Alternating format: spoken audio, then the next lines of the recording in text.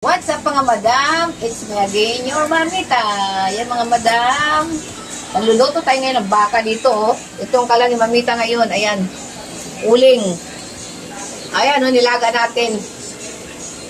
Baka ngayon, ang lulutuin ni mamita, nilagang baka. Yan mga madam, mamaya haluan na natin ng mga gulay pag ano. Iayos ko pa yung gulay ng mga sahog. Kasi magpapalambot muna tayo. Yan, hiwain muna na natin yung mga sahog. Lalaki. Mga sahog natin sa nilagang baka.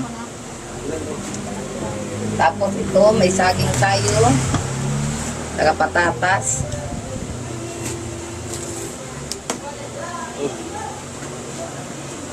Para magsabi ko yung mga magbibili ng face. Maglalaga tayo ngayon ng baka, mga kaibigan.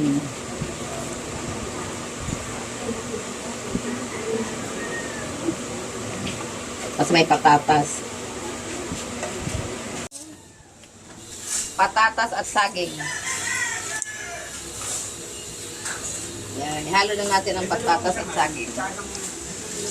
Ilalagay na natin yung gulay. Ngayon, luto na yung nilagang baka. Ito na mga kaibigan. Ang nilagang baka ni Mamita Waray. Ayan o. Titikman na natin.